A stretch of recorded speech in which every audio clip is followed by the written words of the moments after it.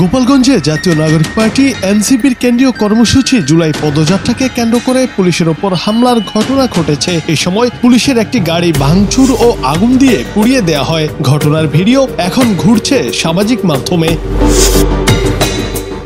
আজ বুধবার সকালে সদর উপজেলার উলপুর এলাকায় এই ঘটনা ঘটে। অভিযোগ উঠেছে ছাত্রলীগের নেতাকর্মীরা এই হামলা চালিয়েছে।